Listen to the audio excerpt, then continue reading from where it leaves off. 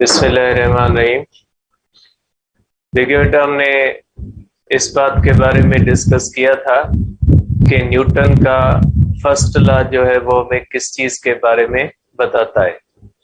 उसके अंदर हमने दो चीजें डिस्कस की थी। पहली चीज हमने ये डिस्कस की थी कि किसी भी बॉडी की स्टेट चेंज करने के लिए हमेशा अनबैलेंस्ड फोर्स लगती है। इसीलिए हम कहते हैं कि जब कोई भी बॉडी रेस्ट में होगी तब तक वो रेस्ट में होगी जब तक उसके ऊपर अनबैलेंस्ड फोर्स नहीं लगेगी।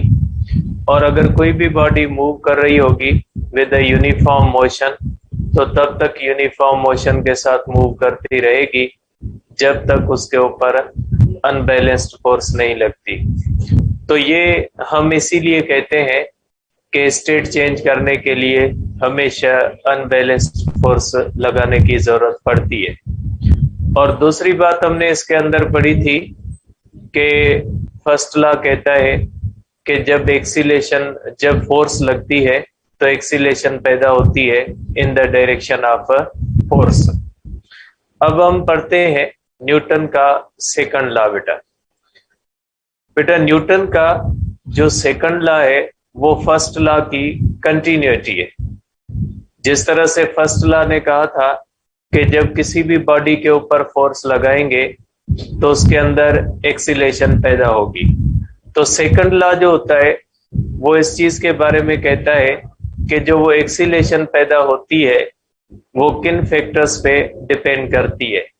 सिंपली आप ये कह सकते हैं कि सेकंड लॉ ऑफ मोशन हमें ये बताता है कि जब किसी भी बॉडी के ऊपर फोर्स लगती है और उसके अंदर जो एक्सीलेशन पैदा होती है वो एक्सीलेशन किन फैक्टर्स पे डिपेंड करती है, किन चीजों पे डिपेंड करती है, उसके बारे में हमें सेकंड लॉ ऑफ मोशन बताता है। सेकंड लॉ जो है वो फर्स्ट लॉ का मैथमेटिकल पार्ट है, या फर्स्ट लॉ का जो मैथमेटिकल, आप कह सकते हैं कि मैथमेटिकली जो फर्स्ट लॉ एक्सप्रेस किया गया है वो सेकंड लॉ के अंदर एक्सप्रेस किया गया है।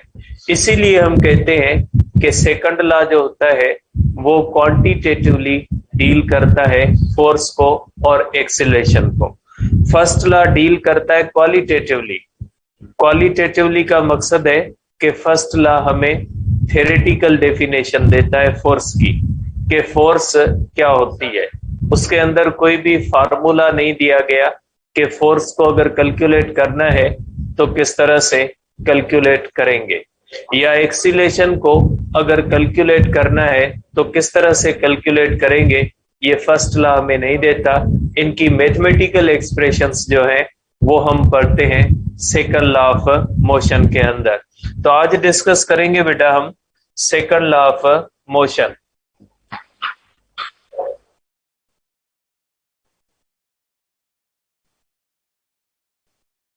सेकंड लॉ ऑफ मोशन, ठीक है बेटा। सेकंड लॉ ऑफ मोशन कहता है, इस चीज को आगे बढ़ाता है कि व्हेन फोर्स इज अप्लाइड, जब फोर्स अप्लाई की जाती है, acceleration is produced, acceleration is produced in the direction of force. ये इसी चीज को आगे बढ़ाता है, ठीक है। कि हमने जैसे पढ़ा है कि फर्स्ट लॉ कहता है कि जब आप किसी भी बॉडी के ऊपर फोर्स लगाओगे उसकी स्टेट चेंज होगी और उसके अंदर एक्सीलेशन पैदा होगी। सपोज करें ये बॉडी है, इसके ऊपर आपने फोर्स लगाई, फोर्स की वजह से इसके अंदर एक्सीलेशन पैदा हुई, और ये जो एक्सीलेशन पैदा होती है इस एक्सीलेशन का डायरेक्शन भी वही होता है जो फोर्स का होता है। अगर फोर्स राइट की तरफ लग रही है तो एक्सीलेशन राइट की तरफ पैदा होगी, अगर फोर्स लेफ्ट की तरफ लग रही है तो एक्सीलेशन भी लेफ्ट की तरफ लगेगी। तो यहां से आप कहोगे कि acceleration and force, acceleration and force are always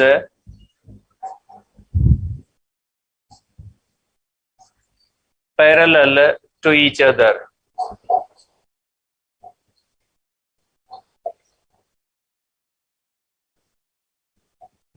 ठीक है, ये इस तरह से आप कहोगे कि एक्सीलेशन एंड फोर्स जो होते हैं वो हमेशा एक दूसरे के पैरेलल होते हैं। जो डायरेक्शन फोर्स का होता है वही डायरेक्शन एक्सीलेशन का है। ऐसा नहीं हो सकता कि फोर्स और एक्सीलेशन का डायरेक्शन एक दूसरे से अलग हो, क्योंकि जो एक्सीलेशन होती है उसके पैदा होने की जो वजह होती है वो अनबैलेंस्ड फोर्स ही होती है बेटा। तो मैथमेटिकली अगर आप इसको देखोगे तो मैथमेटिकली आप इसको इस तरह से कर सकते हैं बेटा। अगर मैथमेटिकली आप इसको देखोगे बेटा तो ये लॉ कहता है कि जब किसी भी बॉडी के ऊपर आप फोर्स लगाओगे तो ये जो इसके अंदर एक्सीलेशन पैदा होगी ये directly proportional to the force होगी। ठीक है, और दूसरी बात हमें ये बताता है कि ये जो एक्सीलेशन होती है ये इनवर्सली प्रोपोर्शनल टू मास होती है। ठीक है, अब इन दोनों चीजों का मकसद क्या होता है? देखिए बेटा, सपोज करें इसका मास m1 है और इसके ऊपर फोर्स F1 लग रही है। इसके ऊपर सपोज करें ये दूसरा मास है m2 है बेटा, और इसके ऊपर फोर्स F2 लग रही है। अगर दोनों मासेस इक्वल है, अगर दोनों मासेस इक्वल है तो इसका मतलब है कि अगर force F1 less than F2 है देन एक्सीलेशन जो है 1 लेस देन एक्सीलेशन 2 होगी। इसके अंदर एक्सीलेशन 1 पैदा होगी और इसके अंदर एक्सीलेशन 2 पैदा होगी। तो बेटा आप कह सकते हैं कि अगर दो बॉडीज के मासेस इक्वल है और इक्वल मासेस पे दो अनइक्वल फोर्सेस लगाएंगे तो उसमें ऐसा होता है कि जो एक्सीलेशन पैदा होती है वो एक्सीलेशन उस बॉडी के अंदर ज्यादा पैदा होगी जिस बॉडी के अंदर फोर्स ज्यादा लग रही है। यहाँ पे एक बात ध्यान में रहे कि ये जो फोर्स होती है ये नेट फोर्स है। ये जो हम कहते हैं बेटा ये नेट फोर्स होती है। ये तो मैंने सिंगल फोर्स का एग्जांपल लिया है कि अगर किसी भी बॉडी पे एक से ज्यादा फोर्सेस लगती है तो उसके अंदर हम नेट फोर्स का कॉन्सेप्ट लेते हैं कि उसके ऊपर जो फोर्स लगती है वो नेट फोर्स कंसीडर की जाएगी, सम ऑफ ऑल फोर्सेस कंसीडर किया जाएगा। आगे देखते हैं।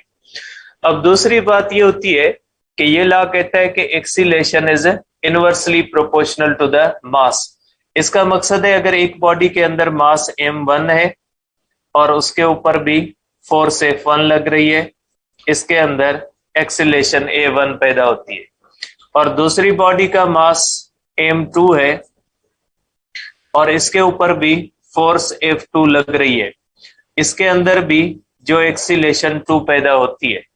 अब इसके अंदर अगर फोर्सेस इक्वल है, दोनों फोर्सेस इक्वल है but m2 greater than m1 है तो एक्सीलेशन 1 ग्रेटर देन एक्सीलेशन 2 होगी।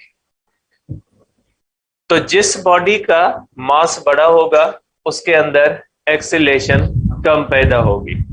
तो आप कहेंगे कि ये दो कंडीशंस हमें प्रोवाइड करता है second law of motion. Second law of motion कहता है कि अगर दो बॉडीज का मास इक्वल है और आपने उन दोनों बॉडीज के ऊपर दो डिफरेंट फोर्सेस लगाई है तो मास अगर इक्वल है तो उस बॉडी के अंदर एक्सीलेशन ज्यादा पैदा होगी जिसका मास कम होता है, उस बॉडी के अंदर एक्सीलेशन कम पैदा होगी जिसका मास जिसके ऊपर फोर्स ज्यादा है उसके ऊपर एक्सीलेशन ज्यादा होगी, और जिसकी फोर्स जो है वो कम है उसमें एक्सीलेशन कम होगी। तो फर्स्ट लॉ की पहली बात कहती है कि अगर मास इक्वल है तो जिस बॉडी के ऊपर फोर्स ज्यादा लगेगी उसके अंदर एक्सीलेशन ज्यादा पैदा होगी। और दूसरी कंडीशन कहती है कि अगर फोर्स इक्वल है फिर जिस बॉडी का मास ज्यादा होगा उसके अंदर एक्सीलेशन कम पैदा होगी। इन दोनों को आप इस तरह से कर सकते हैं कि एक्सीलेशन जो होती है ये इक्वल टू हो जाती है फोर्स अपॉन मास। मैथमेटिकली आप कह सकते हैं कि अगर इन दोनों को आप करें तो इस तरह से आप लिख सकते हैं।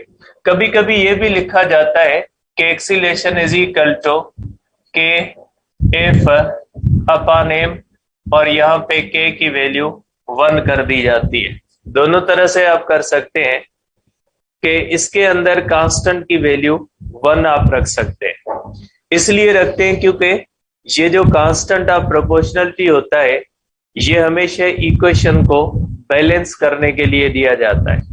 जब कोई भी इक्वेशन की दोनों साइड्स इक्वल नहीं होती तो उनको इक्वल करने के लिए हमेशा कांस्टेंट ऑफ प्रोपोर्शनलिटी दिया जाता है। यहाँ पे इक्वेशंस पहले से ही बैलेंस्ड है, इसलिए अगर आप कांस्टेंट दोगे तो भी आपकी मर्जी है, अगर नहीं दोगे तो भी आप मर्जी है। अगर आप कांस्टेंट दोगे तो उस कांस्टेंट की वैल्यू 1 आपको रखनी पड़ेगी। तो इस तरह से आप कह सकते हैं कि A is equal to F upon M. इस तरह से आप कर सकते हैं कि acceleration directly proportional to force है और इनवर्सली प्रोपोर्शनल टू मास है। तो ये हो जाएगा हमारे पास सेकंड लॉ ऑफ मोशन बेटा। ये आपका सेकंड लॉ ऑफ मोशन आ गया।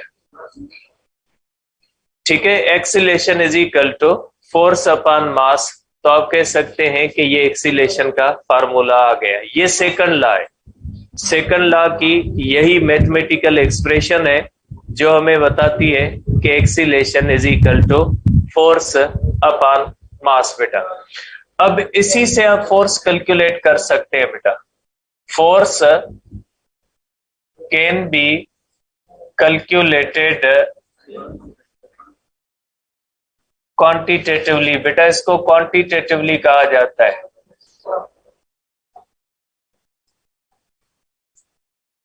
Using second law. देखिए बेटा सेकंड लॉ से कैसे आएगी, acceleration is equal to force upon mass.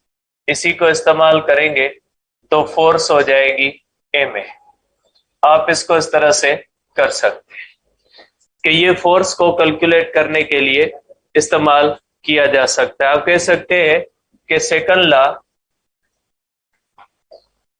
Provides quantitative definition of force. Quantitative definition of force. बेटा ये क्वांटिटेटिव डेफिनेशन देता है, जबकि क्वालिटेटिव डेफिनेशन कौन देता है? क्वालिटेटिव डेफिनेशन हमें देता है फर्स्ट लॉ ऑफ मोशन। वो हमें क्वालिटेटिव डेफिनेशन हमें बताता है बेटा। अब देखिए बेटा इसके बाद, ठीक है, इसके बाद इस लॉ को मास को कैलकुलेट करने के लिए भी इस्तेमाल किया जा सकता है बेटा। This law can be used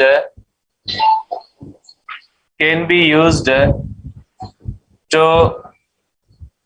calculate, ठीक है, this law can be used to calculate mass।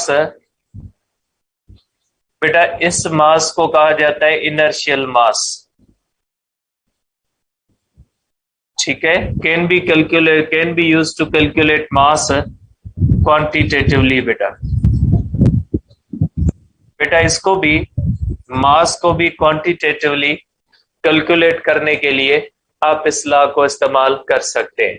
देखिए आपको पता है बेटा A is equal to F upon M. यहां से आप कर सकते हैं कि m is equal to F upon A. इस तरह से आप मास को क्वांटिटेटिवली कैलकुलेट कर सकते हैं बेटा। तो बेटा सेकंड लॉ ऑफ मोशन जो होता है इसको मैं एक बार फिर जो है वो ब्रीफली आपको बता देता हूं कि सेकंड लॉ फर्स्ट लॉ की मैथमेटिकल एक एक्सप्रेशन है। फर्स्ट लॉ की कंटिन्यूटी है कि फर्स्ट लॉ कहता है कि किसी भी बॉडी की स्टेट चेंज करने के लिए अनबैलेंस्ड फोर्स की जरूरत होगी। और फर्स्ट लॉ ये कहता है कि जब किसी भी बॉडी के ऊपर अनबैलेंस्ड फोर्स लगेगी तो उसके अंदर एक्सीलेशन पैदा होगी। तो इसी बात की कंटिन्यूटी है सेकंड लॉ। सेकंड लॉ कहता है कि जो अनबैलेंस्ड फोर्स की वजह से एक्सीलेशन पैदा होगी, उस एक्सीलेशन का डायरेक्ट ताल्लुक होता है अप्लाइड फोर्स के साथ और इनवर्स रिलेशन होता है मास के साथ।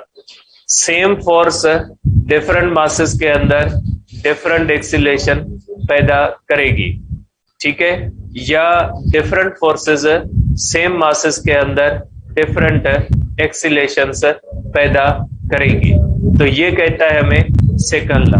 और सेकंड लॉ को इस्तेमाल करके आप फोर्स को क्वांटिटेटिवली कैलकुलेट कर सकते हैं कि जब कोई भी बॉडी इस तरह से मूव करती है तो उसके अंदर एक्सीलेशन कैसे पैदा होती है बेटा, ठीक है। सॉरी, उसके ऊपर फोर्स और मास और एक्सीलेशन को प्रोडक्ट देके आप फोर्स कैलकुलेट कर सकते हैं। और इस लॉ को इस्तेमाल करके आप मास को भी कैलकुलेट कर सकते हैं। लेकिन ये जो मास होता है, ये जो कैलकुलेट होगा, ऐसे मास को इनर्शियल मास कहा जाएगा, ठीक है। अब आ जाते हैं बेटा आगे, सेकंड लॉ की कुछ और चीजें भी है बेटा। सेकंड लॉ एंड मोमेंटम बेटा। सेकंड लॉ के बारे में मैंने आपको फर्स्ट लॉ के बारे में, फर्स्ट लॉ में एक बात कही थी कि फर्स्ट लॉ कहता है कि जब फोर्स लगेगी तो एक्सीलेशन पैदा होगी, और एक्सीलेशन पैदा होगी मतलब वेलोसिटी चेंज होगी। मींस अनबैलेंस्ड फोर्स वेलोसिटी को चेंज करती है, और अगर वेलोसिटी चेंज होगी तो मोमेंटम भी चेंज होगा। तो ये चीज सेकंड लॉ हमें मैथमेटिकली प्रूव करके देता है कि जब किसी भी बॉडी के ऊपर, साईं ने सिलो गलाए, सिलो गलाए हनीफ थोड़ा सिलो। तो देखिए, इस तरह से आप कह सकते हैं कि फर्स्ट लॉ ने कहा था जब फोर्स लगेगी तो एक्सीलेशन पैदा होगी, एक्सीलेशन पैदा होगी मींस वेलोसिटी चेंज होगी, अगर वेलोसिटी चेंज होगी मींस मोमेंटम चेंज होगा। तो मींस अनबैलेंस्ड फोर्स ही मोमेंटम को चेंज करती है, बैलेंस्ड फोर्स मोमेंटम को चेंज नहीं करती। इस बात को मैथमेटिकली प्रूव करता है सेकंड लॉ ऑफ मोशन। तो सेकंड लॉ ऑफ मोशन के अंदर जो हम कहेंगे कि सेकंड लॉ एंड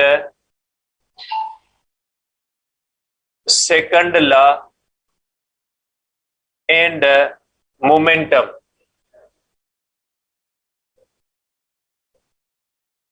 बेटा ये लीनियर मोमेंटम होता है, जो हम आम मोमेंटम पढ़ते हैं लीनियर मोमेंटम कहलाता है। देखिए बेटा, हमने ये बात पढ़ी थी कि unbalanced force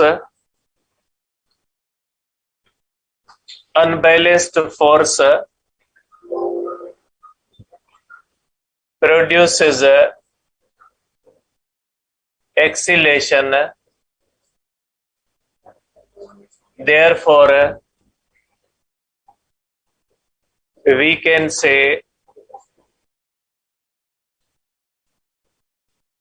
that unbalanced force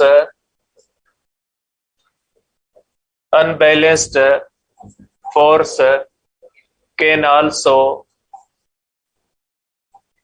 change momentum of body, ठीक है। मोमेंटम ऑफ बॉडी को भी ये चेंज कर सकती है। बेटा यहां से एक और बात भी आती है कि बैलेंस्ड फोर्स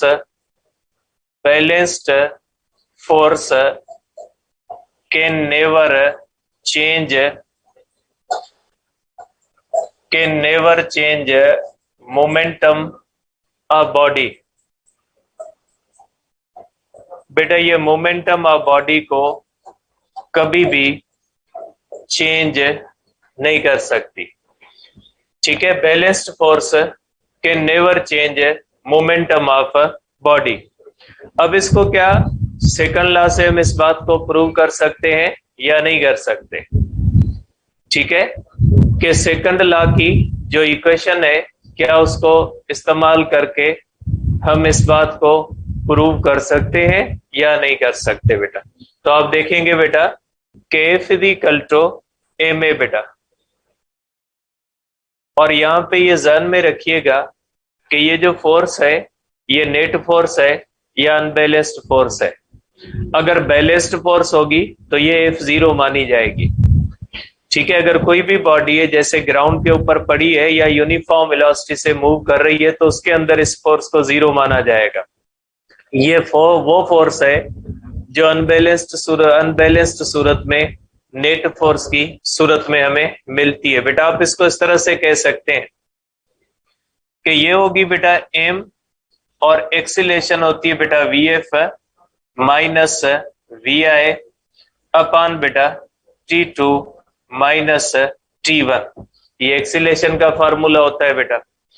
आप इसको इस तरह से देख सकते हैं, सपोज करें बेटा एक बॉडी है वो इनिशियल वेलोसिटी से जा रही है, आपने उसके ऊपर फोर्स लगाई बेटा, और फोर्स लगाने के बाद उसकी फाइनल वेलोसिटी जो बन गई बेटा वो vf बन गई।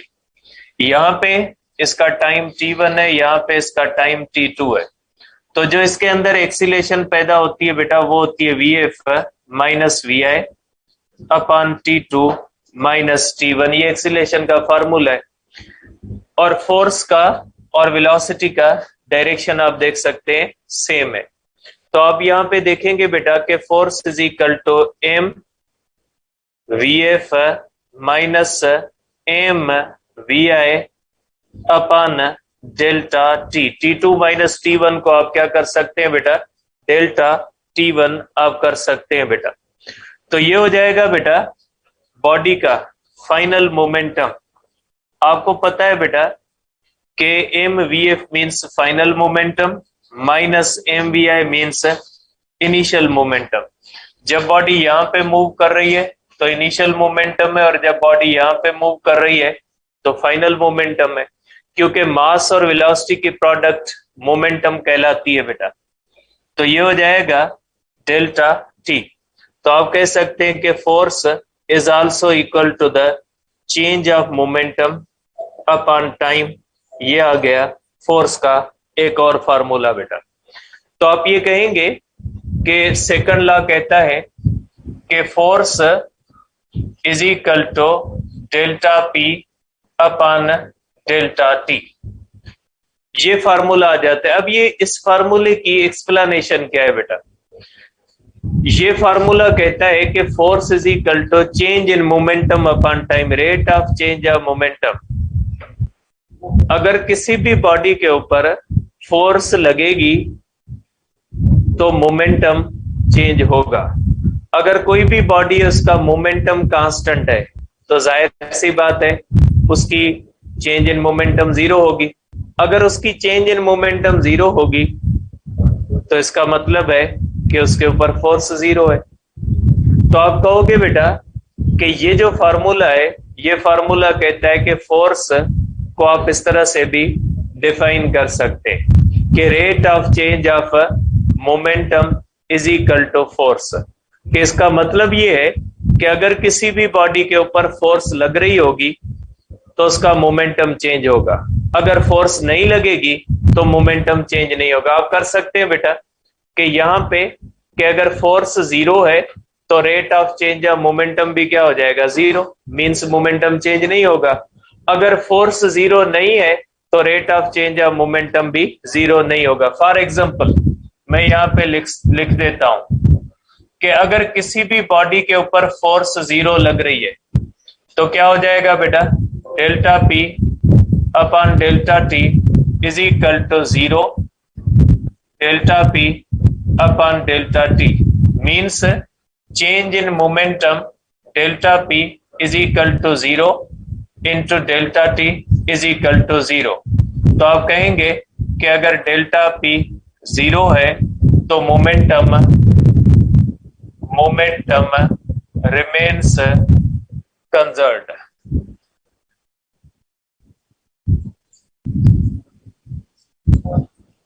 ठीक है, तो मोमेंटम रिमेन्स कंजर्व्ड बेटा इस तरह से हो जाएगा।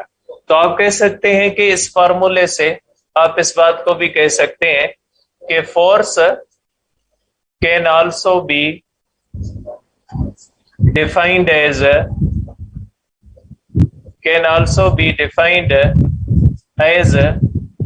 rate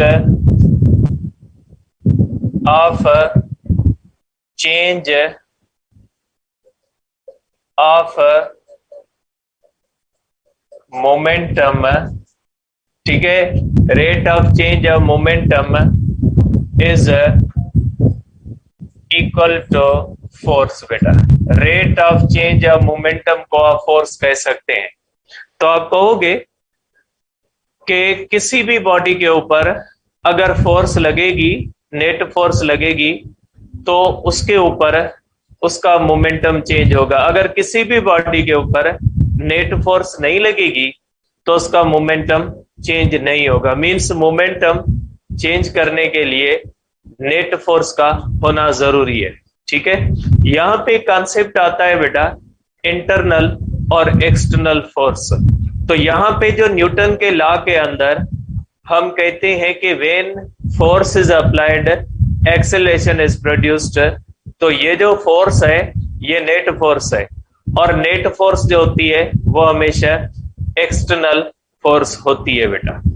ठीक है, अब ये एक्सटर्नल फोर्स और इंटरनल फोर्स क्या होती है इसको लास्ट में डिस्कस करते हैं। लेकिन याद रखिएगा कि ये जो हम यहाँ पे सेकंड लॉ के अंदर जो फोर्स डिस्कस कर रहे हैं वो एक्सटर्नल फोर्स डिस्कस कर रहे हैं बेटा। ठीक है, तो ये हो गया हमारे पास। आप इसको इस तरह से भी कह सकते हैं कि if net force is 0, then change in momentum is equal to 0। Simply आप कह सकते हैं जो ऊपर मैंने मैथमेटिकली प्रूव कर दिया है। ठीक है, अगर किसी भी बॉडी के ऊपर नेट फोर्स नहीं लगेगी तो उसका मोमेंटम चेंज नहीं होगा। ठीक है बेटा, तो ये हो गया आपके पास बेटा सेकंड लॉ का ये मोमेंटम के साथ जो ताल्लुक है। अब सेकंड लॉ का इंपल्स के साथ भी ताल्लुक है बेटा। सेकंड लॉ एंड इंपल्स बेटा। अब ये इंपल्स क्या होता है बेटा, कभी कभी इसको आई भी कहा जाता है, लेकिन आई करंट की सिंबल भी है, इसको भी ध्यान में रखिएगा। करंट इज जो है वो I is also symbol of current, impulse के लिए भी इस्तेमाल होता है। तो सिचुएशन देखिएगा कि ऐसा नहीं हो कि इंपल्स के लिए हो और आप करंट करके बैठे, या करंट के लिए हो आप इंपल्स समझ रहे हैं। तो जाहिर सी बात है फार्मूले से आ जाएगा, V is equal to I R होता है। तो V पोटेंशियल होता है, R रेजिस्टेंस होता है, तो जाहिर है वहां पे I क्या होगा, करंट ही होगा। और अगर यहाँ पे मास और एक्सीलेशंस की बातें हो रही है और वहां पे आई लिखेंगे तो जाहिर है फोर्स और मास और एक्सीलेशन के अंदर तो करंट तो नहीं आएगा, तो यहाँ पे इंपल्स आएगा। तो ये ध्यान में रखिएगा कि आई जो होता है इंपल्स के लिए भी इस्तेमाल होता है और आई जो होता है वो करंट के लिए भी इस्तेमाल होता है। अब ये क्या होता है बेटा, ये जो इंपल्स होता है ये इफेक्ट ऑफ फोर्स के बारे में हमें बताता है कि ये जो इंपल्सिव कभी कभी फोर्स भी कही जाती है।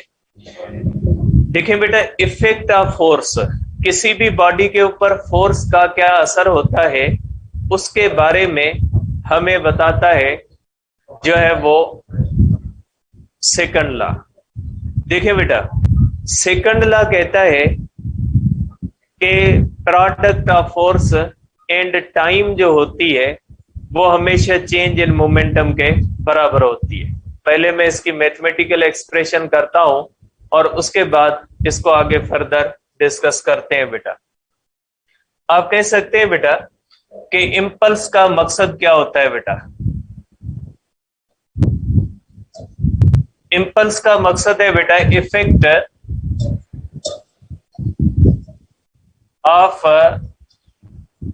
Very large force for short interval of time. ठीक है बेटा, कि effect of very large force for short interval of time. बेटा आप कह सकते हैं बेटा कि बड़ी फोर्स का एक छोटे से टाइम के लिए जो असर होता है उसको आप कह सकते हैं इम्पल्स है। या आप ये भी कह सकते हैं कि are product of force and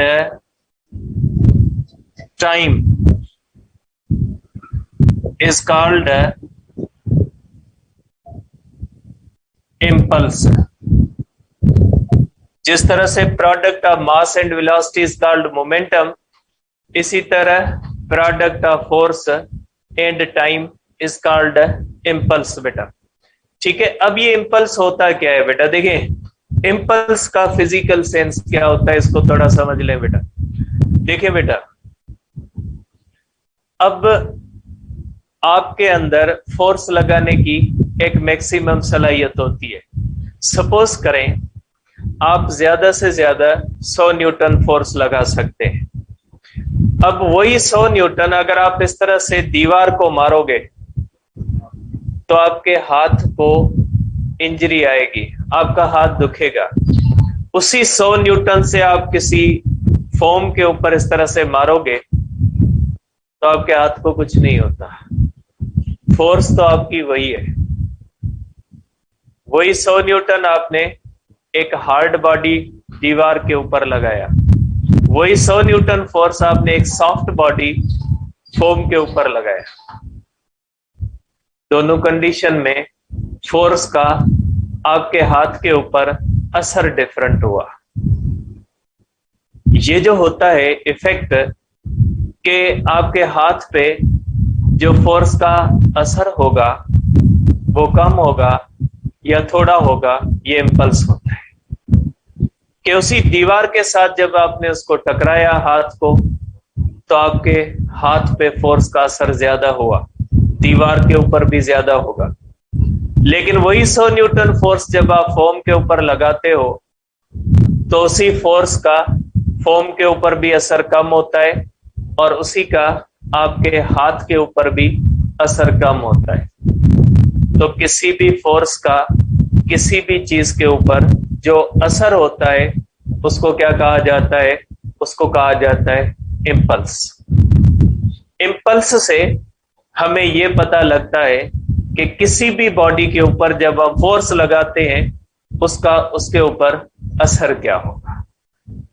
ठीक है, ये इम्पल्स का सेंस है। क्रिकेट के अंदर आप देख लें कि कभी कभी प्लेयर हल्के से शॉट मारता है और वो बॉल उड़ के ग्राउंड से बाहर चली जाती है, और कभी कभी बंदा बहुत ज्यादा फोर्स लगाता है लेकिन उसके अंदर क्या होता है कि वो बॉल दूर तक नहीं जा पाता। तो ये जो होता है ये इम्पल्स का इफेक्ट है। ठीक है, और इम्पल्स से हमें ये पता लगता है कि किसी भी बॉडी के ऊपर जो हम फोर्स लगा रहे हैं उस फोर्स का उस बॉडी के ऊपर क्या असर होगा। ठीक है, ये जो होता है ये इम्पल्स कहलाता है। अब फुटबॉल है, उसको किक मारोगे तो आपके पांव को इंजरी नहीं आएगी, लेकिन उसी फोर्स से अगर आप किसी पत्थर को मारोगे तो आपका पांव दुखेगा, इंजरी आ सकती है। तो ये जो चीज होती है इसको इम्पल्स कहा जाता है। अब ये क्या होता है, किन फैक्टर्स पे डिपेंड करता है, इसको डिस्कस करते हैं हम अब फार्मूले के अंदर बेटा। तो आप कह सकते हैं कि बेटा इस तरह से सेकंड लॉ ऑफ मोशन आपको कहता है बेटा कि force is equal to change in momentum upon time. बेटा ये हमने पढ़ा है बेटा सेकंड लॉ से। अब यहां से अगर आप करें तो change in momentum is equal to force into time. बेटा ये आपके पास इसको इस तरह से आप कर सकते हैं बेटा कि ये जो फोर्स इनटू टाइम होता है बेटा, force into time is equal to impulse कहलाता है। ठीक है, या आप कह सकते हैं बेटा change in momentum is equal to force into time is equal to impulse बेटा। तो ये हो जाएगा बेटा, सेकंड लॉ आपको कहता है इम्पल्स के बारे में। क्या आप ये कह सकते हैं कि change in momentum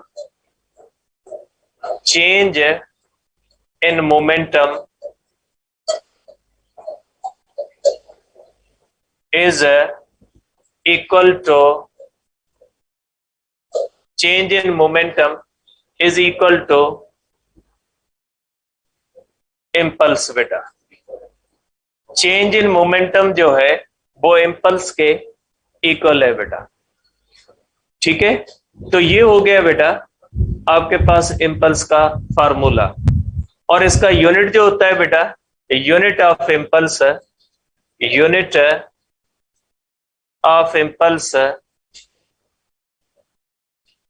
is same as unit of momentum. बेटा जो मोमेंटम का यूनिट होता है वही इम्पल्स का यूनिट होता है बेटा। और अब देखिए बेटा, अब एक चीज, अब मैं एक एग्जांपल करता हूं, उसके बाद इसको फिर देखता हूं बेटा।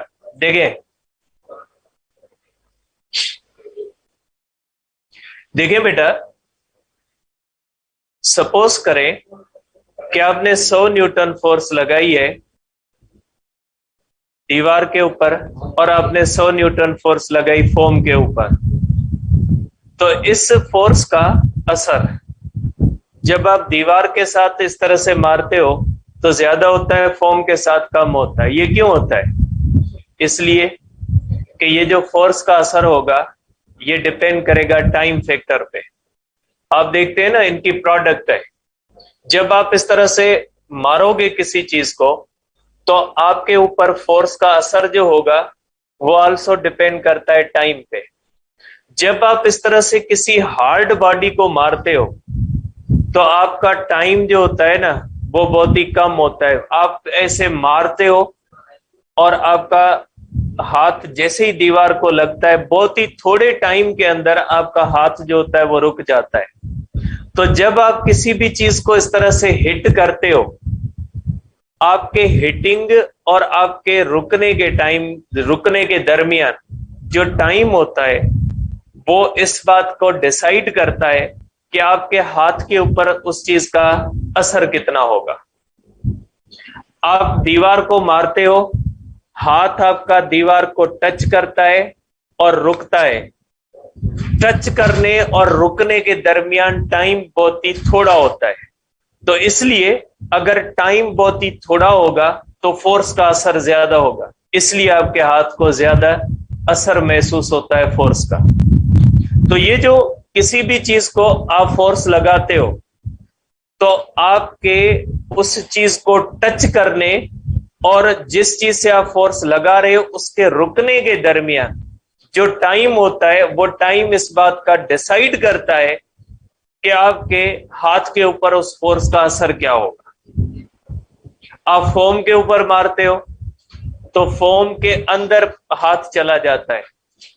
आपके हाथ का फोम को टच करने और रुकने के दरमियान टाइम ज्यादा होता है, और जितना टाइम ज्यादा होगा फोर्स का असर क्या हो जाएगा?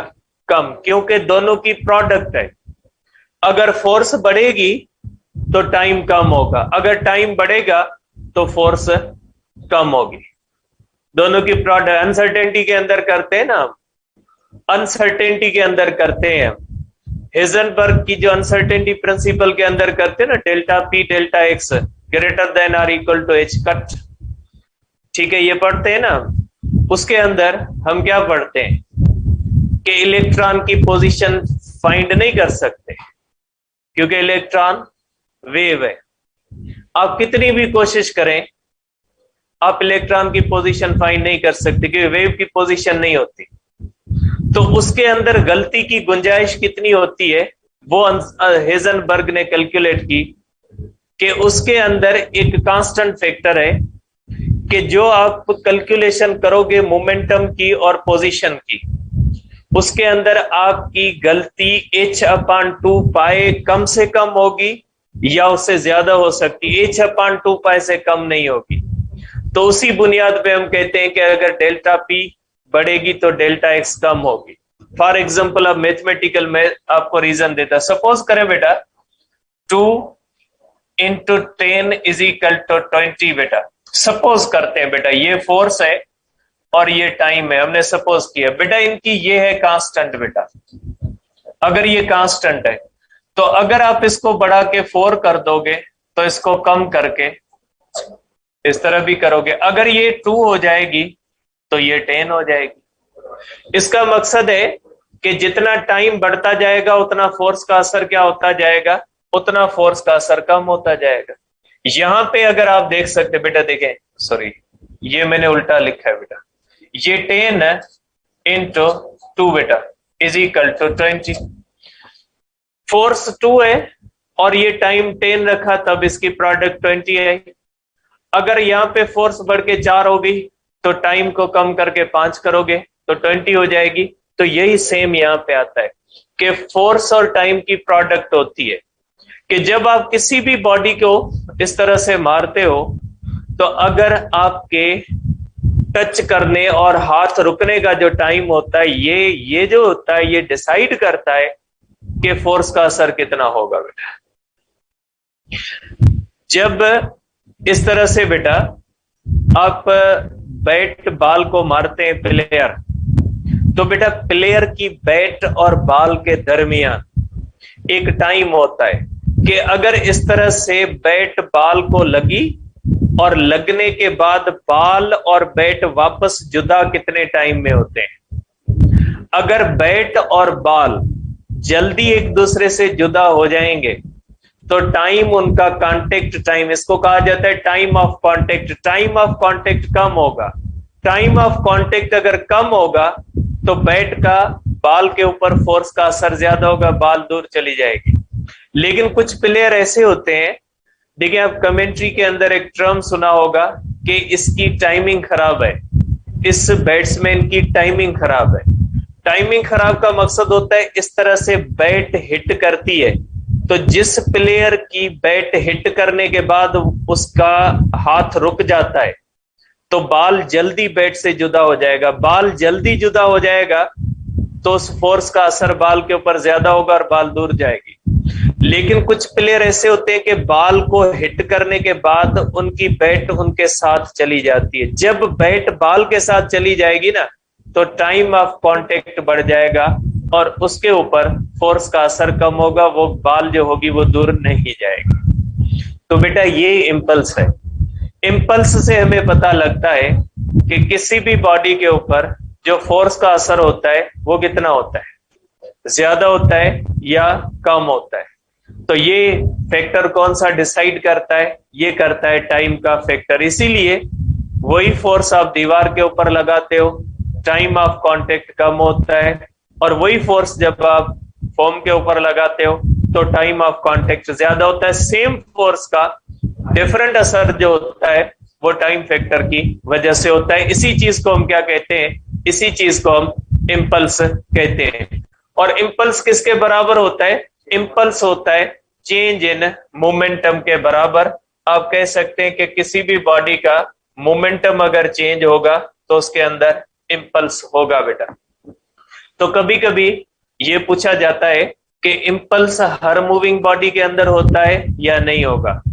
बेटा देखें, इंपल्स हर मूविंग बॉडी के अंदर नहीं होता।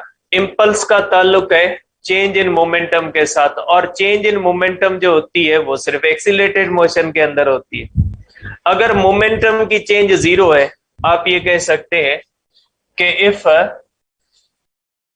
Change in momentum 0 then impulse is equal to 0, means product of force and time is equal to 0 बेटा। ठीक है, तो ये बात याद रखिएगा कि impulse is related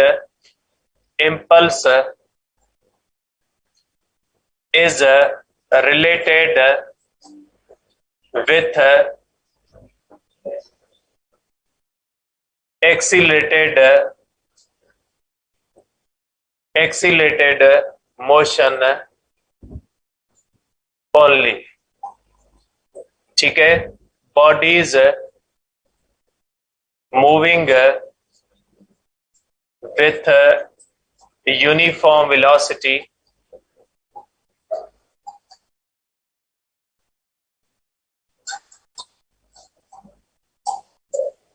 possess zero impulse। इनके अंदर इसको इम्पल्सिव फोर्स भी कहा जाता है, क्योंकि delta V zero, V constant है, ठीक है, चेंज इन मोमेंटम जीरो होगा, और sorry change in momentum zero, P जो होगा ये कांस्टेंट होगा। बेटा ये डेल्टा पी है।